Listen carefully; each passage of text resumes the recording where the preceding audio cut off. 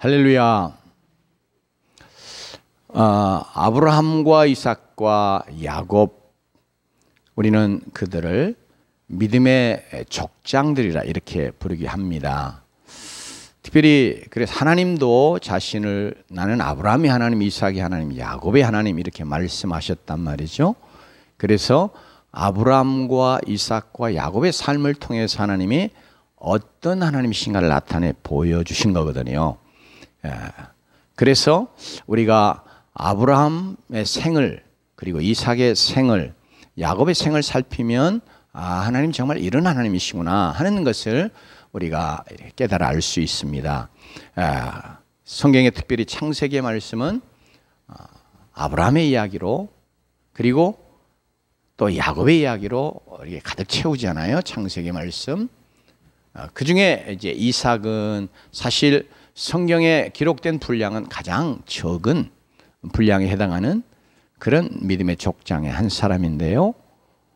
아브라함, 야곱은 사실 이게 파란만장한 생을 살았던 그런 믿음의 족장들이기에 그들의 생의 과정 속에서 하나님이 어떻게 그들에게 나타나셨고, 어떤 하나님의 자신을 드러내셨고, 어떻게 그들의 삶을 축복하셨는가 하는 것들을 우리에게 증거해 주기 위해서 많은 내용이 기록되어 있어요. 그러나 그에 비해서 이삭은 사실 이 세 믿음의 족장들 중에서 가장 삶이 평탄했던 그런 믿음의 족장이라고 말할 수 있어요. 그래서 이삭에 관한 기록된 내용은 사실 이렇게 길지 않습니다.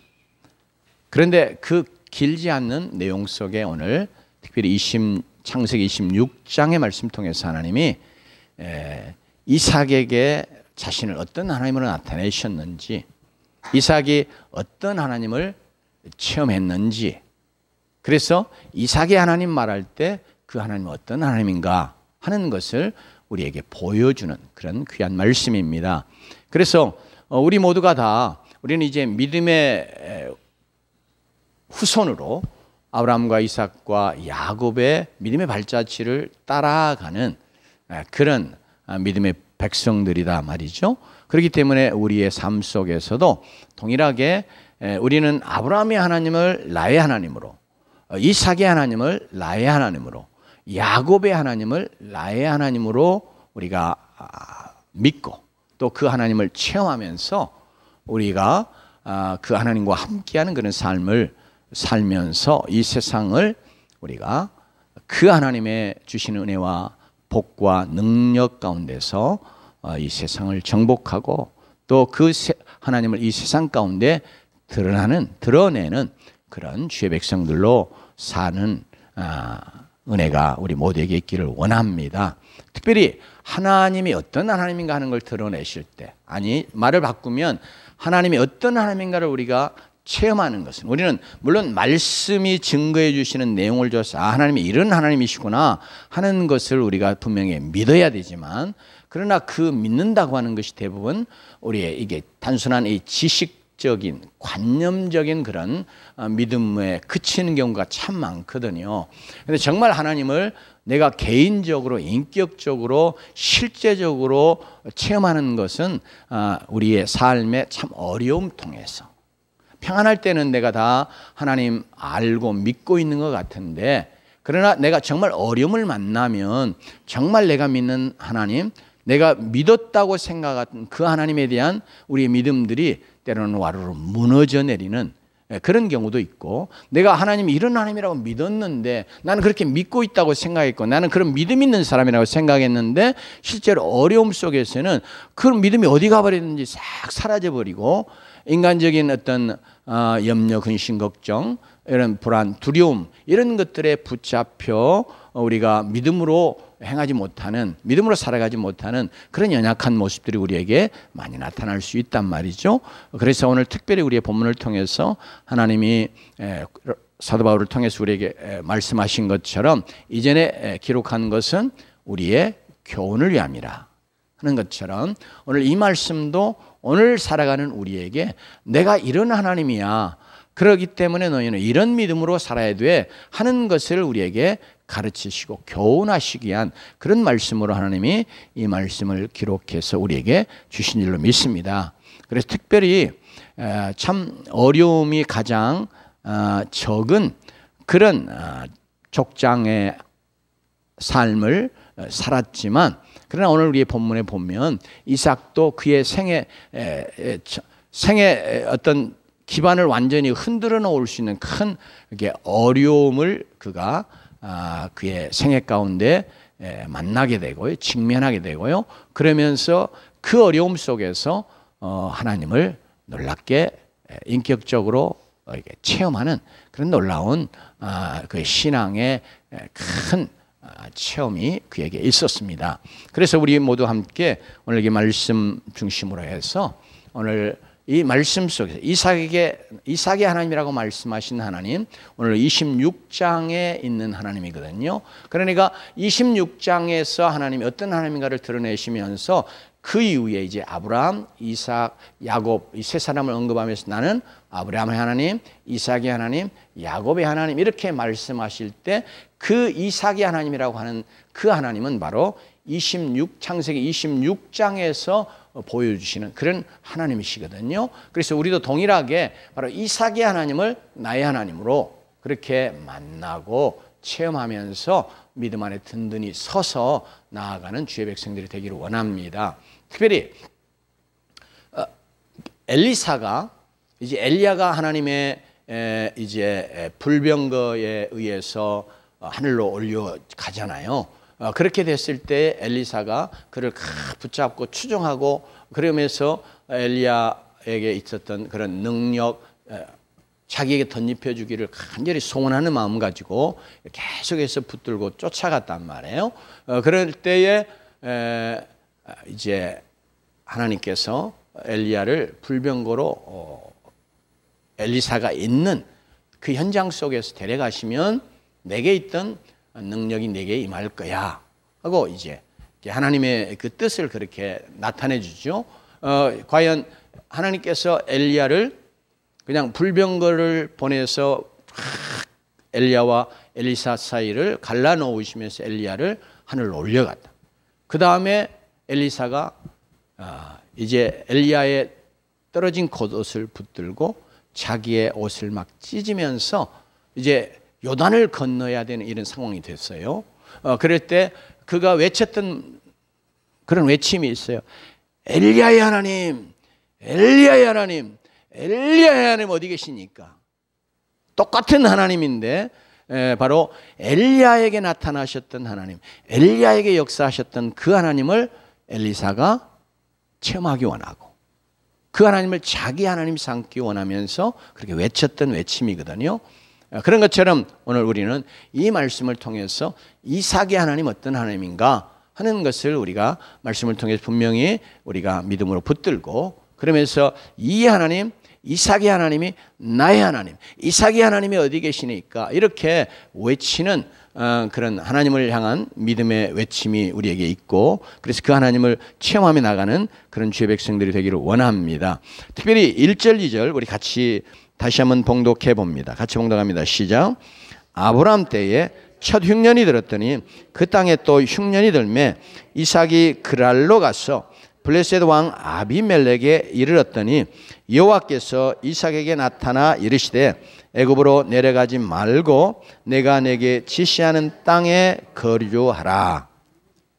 자, 이 내용은요 우리에게 뭘 가르쳐 주냐면 하나님은 이삭의 삶의 모든 것을 다 아시고 지금 이삭이 직면하고 있는 그 어려움도 아시고 그래서 찾아오셔서 그에게 지금 말씀하시는 하나님이시거든요. 자, 오늘 본문이 1절에서 말하는 것처럼 이삭이 거하는 그 땅, 이게 가나안 땅이죠. 가나안 땅에 흉년이 들었습니다. 그런데 이제 시작은 아브라함 때에 첫 흉년이 들었다가 지금 이제 그 아들 이삭에게도 흉년이 들은 거예요. 자, 우리 나라에 특별히 그렇게 기근이 심한 가뭄이 찾아오지 않는 해도 우리는 보릿고개라고 하는 이제 그런 참 춘궁기라고 우리 불렀잖아요. 그 춘궁기를 지내야 되는 그런 삶이 우리 조상들의 삶이었어요. 물론 우리들의 삶이 좀 이제 벌써 60대, 70대 되신 분들은 다 그런 삶의 어려움들을 겪고 지내오셨잖아요. 그런데 특별히 우리나라는 물이 풍부한 나라거든요. 또 비도 많이 오고, 그런데도 불구하고 여러분 농사 열심히 지어도 춘궁기를 다 겪어야 됐어요. 그래서 박정희 대통령이 어떻게든지 이 수확량이 많은 벼들을 이제 재배할 수 있도록 그렇게 그 특별히 육종학의 아버지라고 하는 그런 분들을 이렇게 한국에 모셔오기도 하고, 그러면서 벽식 개량을 하고, 그러면서 이제 벼의 수확을 많이 할 수 있게 되는 이제 그런 일을, 참 그런 점에서 참 고마운 일을 했잖아요. 뭐 경제 발전을 이룩하는 것과 더불어서 먹고 사는 문제를 해결하기 위해서 그렇게 애를 썼어요. 그런데 이스라엘 땅은요, 내가 최근에 그들의 강수량을 보니까 1년에 많이 오면 500에서 700 와요. 700mm. 그건 우리가 여름철에 한 장마철 한 하루 이틀 오는 그런 양밖에 안 되거든요. 그게 이제 1년 내내 걸쳐서 오는 건데, 그것도 이제 성경에 이른 비 또 늦은 비 하고 이제 이야기하는 10월에서 11월에서 오는 비하고, 그 다음에 3월에 4월에 오는 비, 이게 10월에 11월에 오는 비를 이른 비거든요. 이른 비가 와야 땅이 조금 젖어요. 그러면 이제 기경에서 씨를 뿌릴 수 있어요. 습기가 있으니까, 또 이제 비가 조금 오면 땅이 좀 부드러워지니까. 그리고 이제 겨울로 접어들면서 이제 겨울에 비가 좀 옵니다. 그리고 이제 3월, 4월 곡식이 익어갈 그 시점에 비가 와서 곡식들이 참 알곡이 되는 이제 이런 농사가 되도록 하나님께서 이른 비 늦은 비를 이렇게 주관하신다고 성경에 우리에게 증거해 주잖아요. 그러니까 이 이스라엘 땅은 정말 물이 귀한, 특별히 하늘에서 내리는 비 강수량이 극히 적은 거예요. 그러니까 이게 흉년은 다른 게 아니고 비가 오지 않아서 가뭄이 생김으로 일어나는 그런 흉년입니다. 우리 같이 비가 많은 나라에서도 이렇게 문제가 생기는데, 이게 가뭄이 들었어요. 그러면 이건 농사 완전히 망치는 거죠. 그러면 얼마나 궁핍함이 찾아오겠어요. 그러니까 이삭은 특별히 지금 양들을 이끌고 이곳저곳으로 돌아다니는 유목민 생활을 하고 있는 자예요. 그것도 가나안에 이미 정착해서 살고 있는 가나안 족속들 사이에 눈치 봐가면서, 왜냐하면 물이 귀합니다. 아니 절대적으로 부족합니다. 또 강수량도 적습니다. 그러니 목초지도 그렇게 많지 않습니다.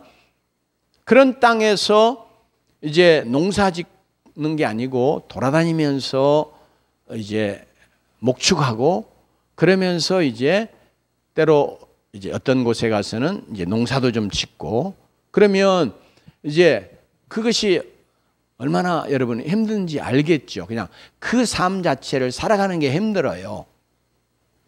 그런데 가뭄이 들었어요.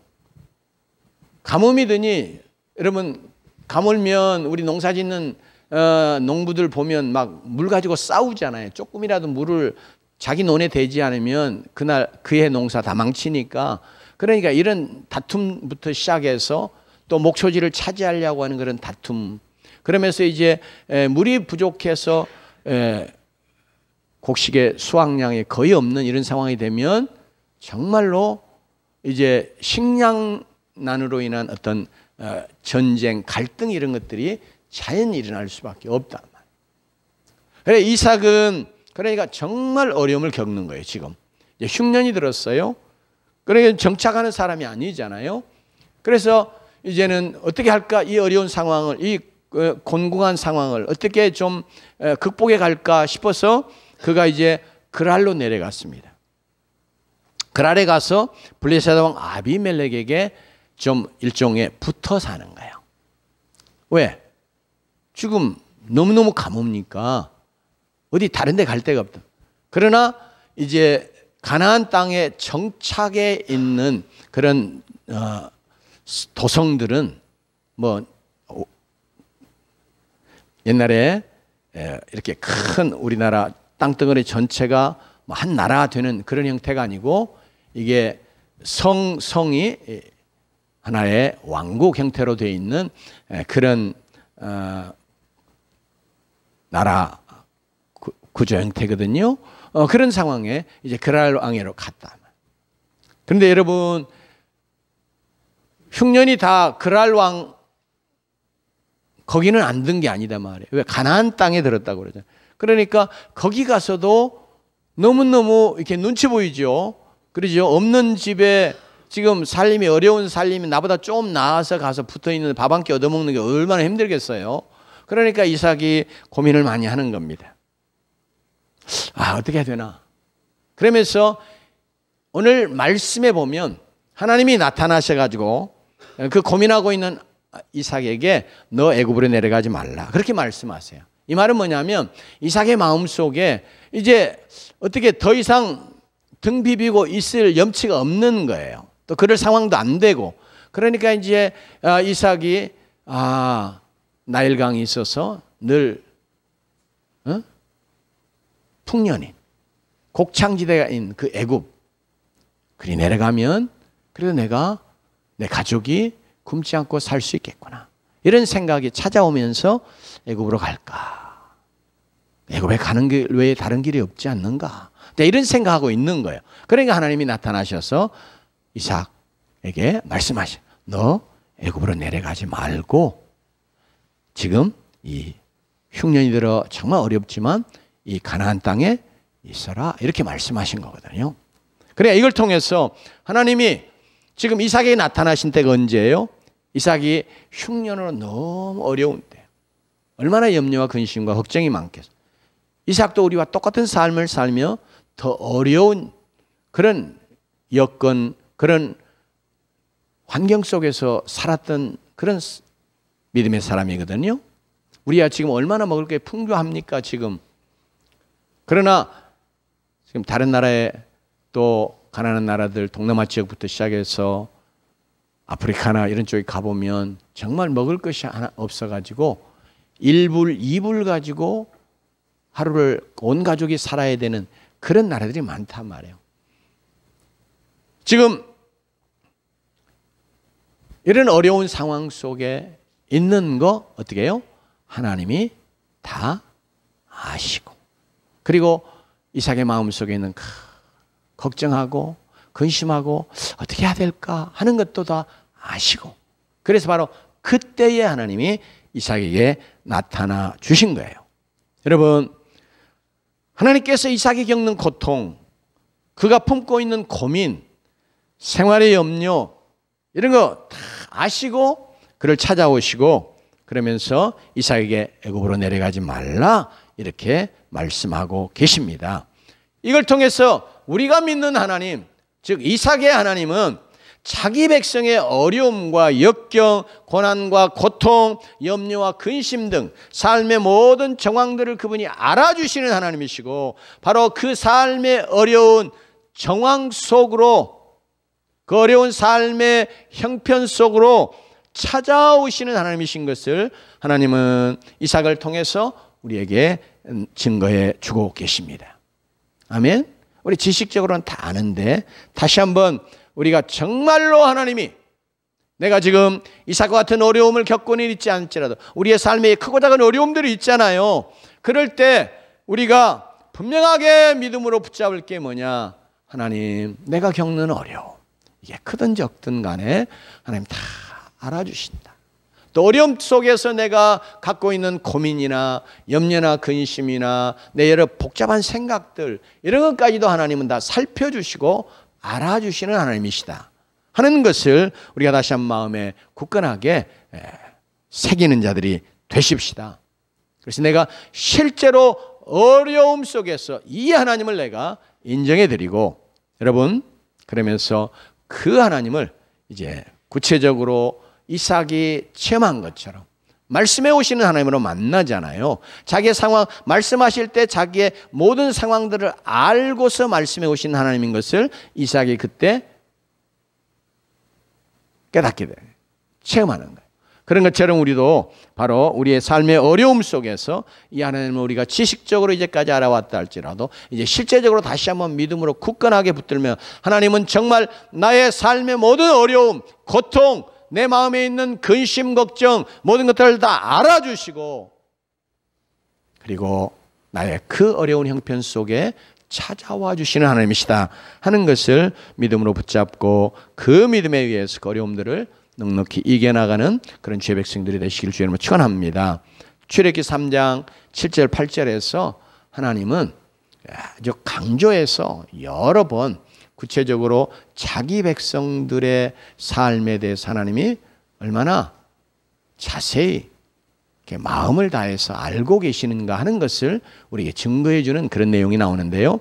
여호와께서 이르시되 내가 애굽에 있는 내 백성의 고통을 분명히 보는 하나님, 그들의 감독자로 말미암아 부르짖음을 듣고 이게 탄식하며 막 마음으로부터 내뱉는 그런 신음소리를 주님이 다 들으셨다는 거예요. 그 근심을 알고, 주님이 왜 근심하느냐 이렇게 책망 안 하시는 게 아니고 내가 그 근심도 다 알아. 그래서 하시는 말씀이 뭐냐면 내가 내려가서 그들을 구원하여, 이렇게 말씀하시거든요.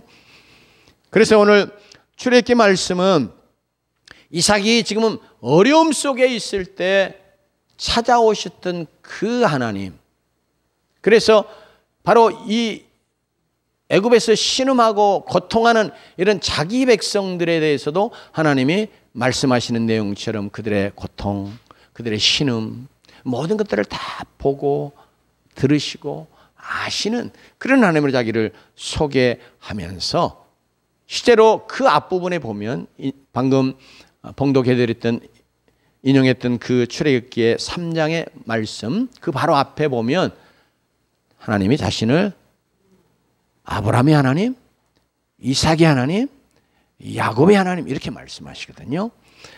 사랑하는 성도 여러분, 우리가 믿는 하나님, 이삭에게 그의 삶의 어려움 속에 나타나셔 그의 어려운 모든 것들을 아시고, 그래서 그에게 나타나시면 말씀해 오시는 그런 하나님이신 것을 우리가 믿음으로 붙잡고, 그래서 내가 어려움 속에 있으면 하나님이 나를 그냥 어려움 속에 그냥 떨어뜨려 놓은 것이 아니고, 떨어뜨려 놓으신 게 아니고, 하나님은 바로 그곳에 나와 함께 하시는, 나를 찾아오셔서 나를 만나주시는 그런 하나님 되시는 것을 마음에 굳건하게 붙잡는 믿음의 백성들 되시길 주의 이름으로 축원합니다.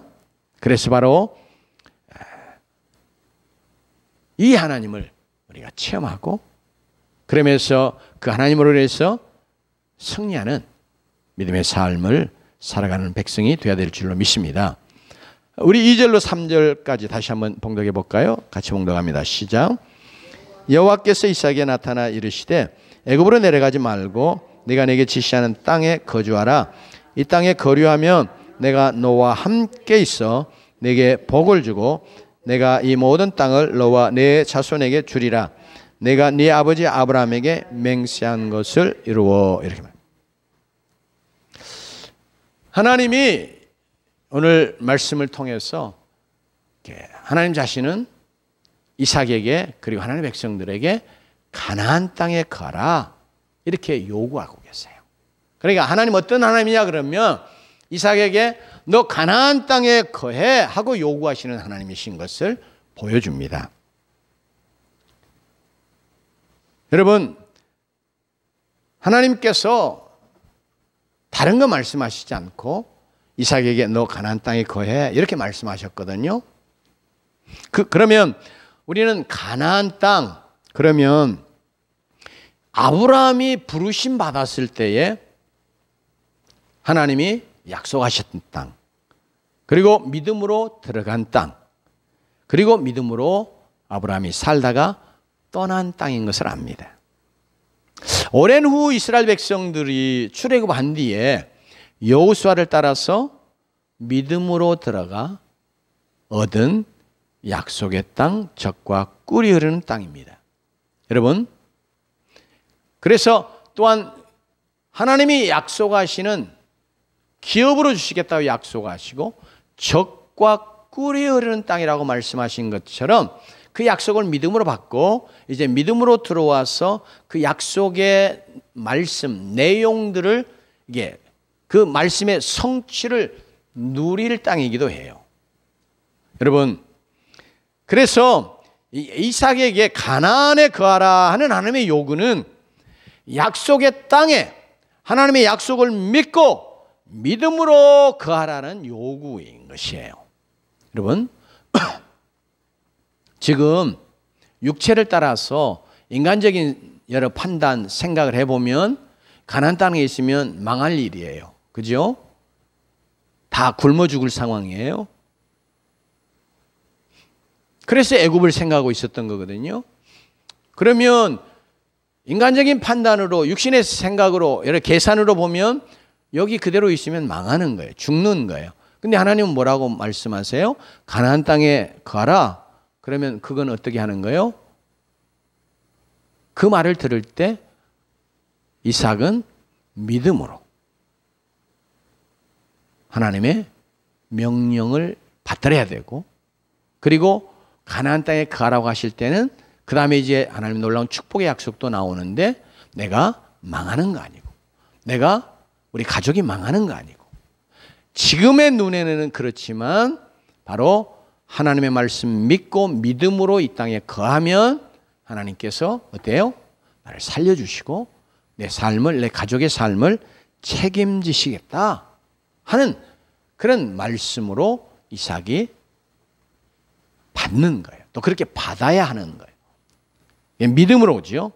여러분, 지금 이삭은 흉년을 만나요. 기근을 만났어요.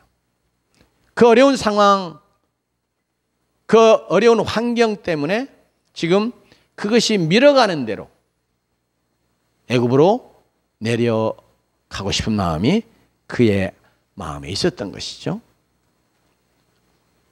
다시 말하면 이삭은 눈에 보이는 걸 따라 인간적인 판단으로 상황과 환경이 밀어가는 대로 끌려가려고 하고 있던 것입니다. 그러던 찰나 하나님은 하나님의 약속의 땅에 하나님의 약속을 믿고 믿음으로 거하라고 명령하고 계신 거예요. 여러분, 이건 비단 이삭만 아니라 어려움을 당하면 많은 사람들이요, 하나님의 약속을 붙들고 믿음으로 생각하고 믿음으로 행하는 것이 참 어려운 걸 알아요. 그래서 어떻게 해요? 쉬운 방법, 즉 눈에 보이는 상황과 환경에 가장 좋다고 생각하는, 인간적인 생각으로 가장 좋다고 쉽다고 생각하는 그것에 끌려가는 그런 삶을 살아가기가 쉽습니다.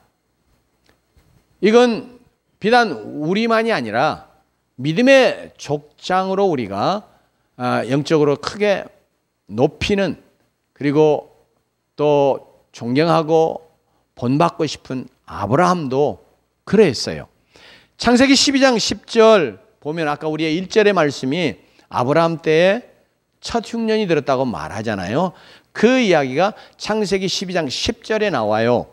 그 땅에 기근이 들었으므로 아브라함이 애굽에 거류하려고 그리로 내려갔으니 이는 그 땅에 기근이 심하였습니다. 왜 내려가요, 애굽으로? 기근이 심하니까. 기근 때문에. 왜요? 먹고 살려고 내려간 거예요. 근데 이게 인간적으로 생각하면 당연한 거예요. 그죠? 그런데 이제 하나님이 아브라함을 어디로 부르셨어요? 그가 갈대아 우리에 잘 살고 있었거든요. 평안히 잘 살고 있었어요. 우상숭배가 아주 극심한 그 사회 속에서 아버지 테라가 우상을 만들고 우상 장사했다고 그러거든요. 성경에도 그 시대 언급이 약간 나와요. 전승에 가면 테라는 아주 부유한 우상 만들어서 아주 크게 부를 쌓은 그런 존재. 그럼 그 아버지 밑에 아브라함 뭐예요? 똑같이 우상 만들어 가지고 팔고 그러면서 부를 누리고 아주 평안한 삶을 살 수 있었단 말이에요. 그런데 그런 그곳에 있어서는 아브라함은 하나님의 구원의 놀라운 은혜를 덧입을 수 없잖아요. 그러니까 하나님이 불러내신단 말이에요. 그러면서 어디로 가라고요? 가나안으로 가라. 그래서 우리가 그냥 갈대아 우리에서 하나님이 아브라함을 불러내셨을 때 아브라함이 믿음으로 하나님 부르심에 순종해서 그가 갈 바를 알지 못하고 가나안 땅에 왔다고 하는 히브리서의 증거처럼 그렇게 믿음으로 막 달려온 것을 압니다.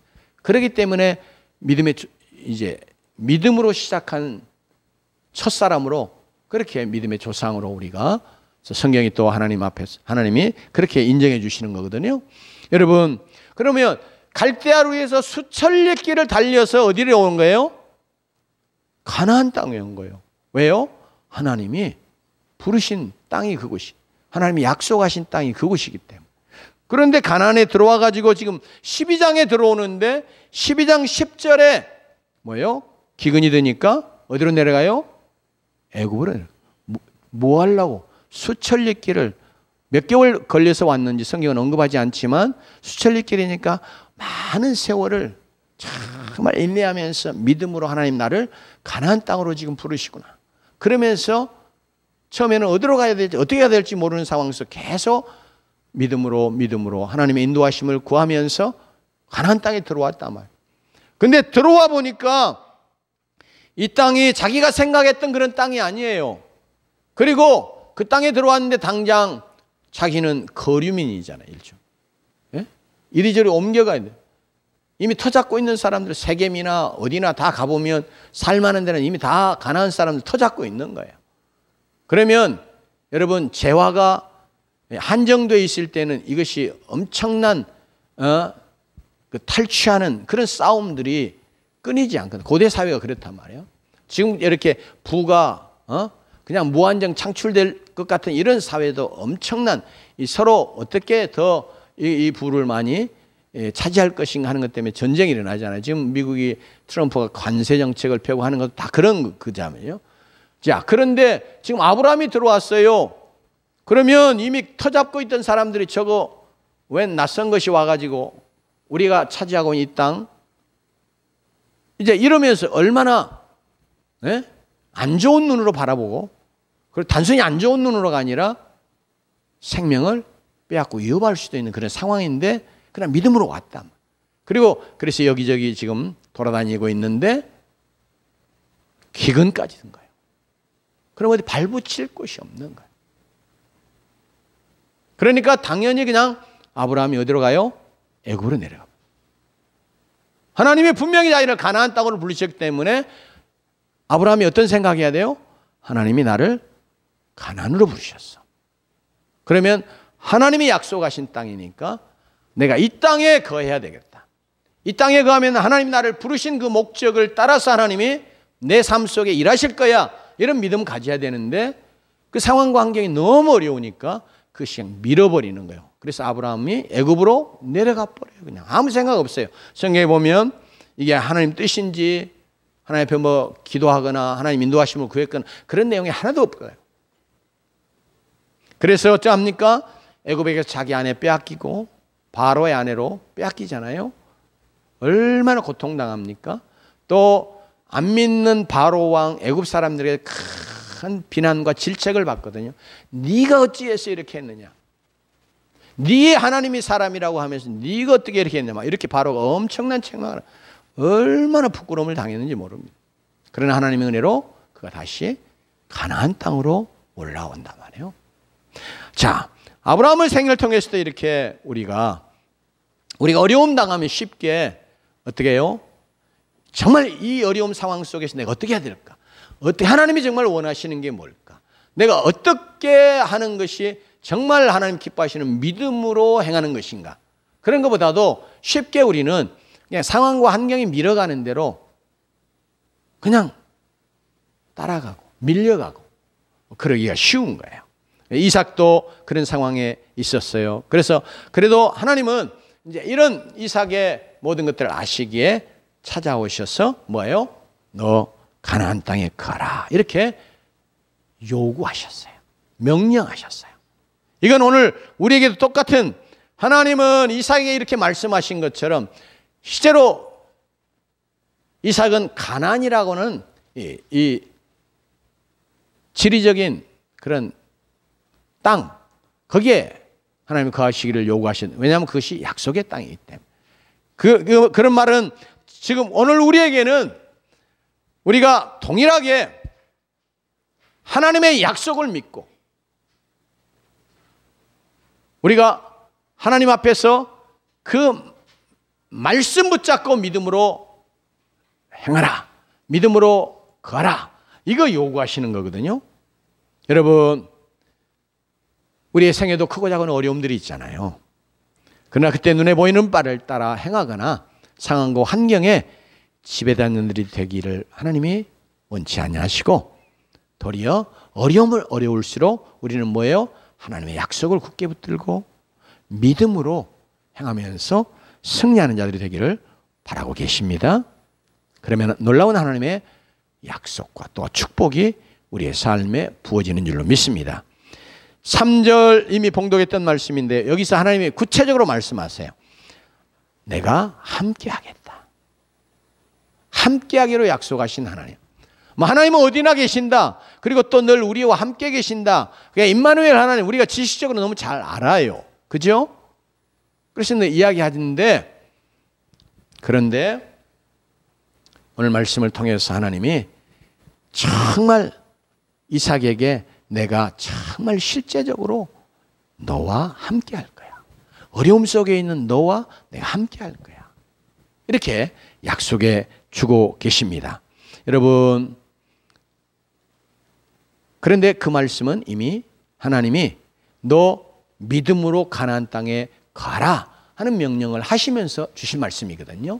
그러니까 정말 어려운 가운데서도 믿음으로 행하라고 명령하시는 하나님은 친히 그 어려움 속에 믿음으로 행하는 자기의 백성에게는 그가 정말 인격적으로 실제적으로 함께 하시면서 역사하시는 하나님이 되시는 줄로 믿습니다.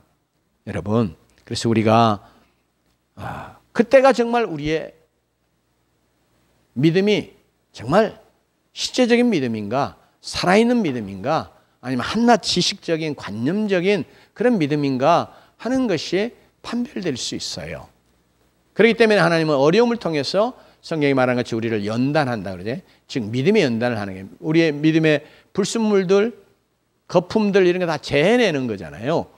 그래서 하나님 우리에게 어려움을 주십니다.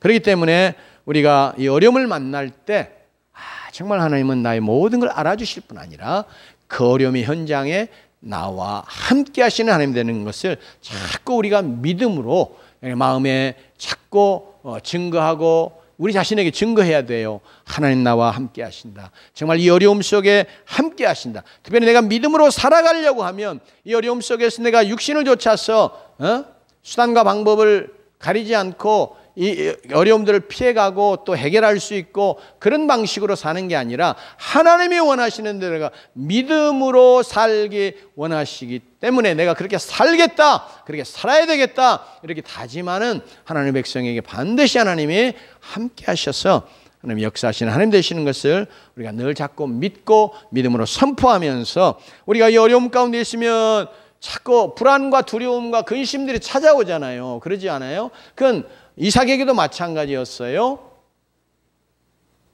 특별히 그 능력의 역사를 이루었던 엘리야도 보면 두려워했다고 그래요. 자기 생명의 위협을 느끼니까. 그래서 막 도망가고 그러잖아요.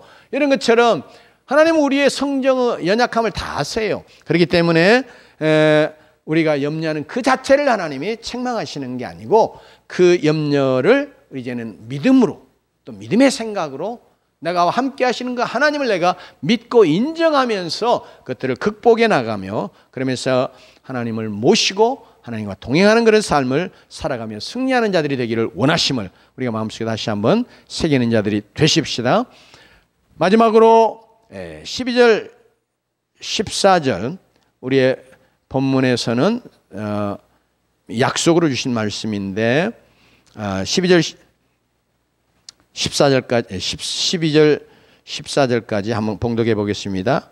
이삭이 그 땅에서 농사하여 그의 100배나 얻었고 여호와께서 복을 주심으로 그 사람이 창대하고 왕성하여 마침내 거부가 되어 양과 소가 떼를 이루고 종이 심이 많으므로 블레 사람이 그를 시기하여. 여러분요, 여기 말씀 통해서 이미 3절에서 5절 속에 하나님이 복을 약속하시잖아요. 복을, 그리고 이제 12절 14절은 구체적으로 복을 주시는 하나님 되시는 걸 이렇게 보여주세요. 여러분, 이삭의 하나님은 이삭의 삶을 축복하시는 그런 하나님이세요.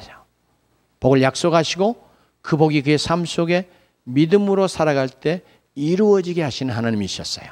이 하나님은 우리의 하나님이 되어야 될 줄 믿습니다. 이 하나님 동일하게 우리의 삶에도 복 주시는 하나님이신 것을 우리가 믿어 드리십시다.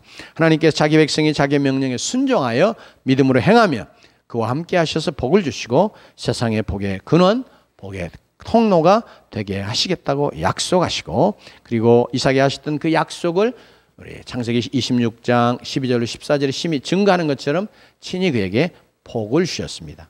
근데 이게 100배나 된 복을 주셨다고 말합니다. 근데 그 해에 말해요. 그 해가 어떤 해요? 흉년이 들었던 그 해, 가뭄의 해에 이삭이 믿음으로 그 땅에 하나님 말씀 좇아서 순종해서 그 땅에 머물렀고, 그리고 농사했더니 하나님께서 100배나 되는 복을 주셨다고 말하는 겁니다. 여러분, 물론 이삭의 시대적인 상황과 우리의 시대적인 상황은 다릅니다.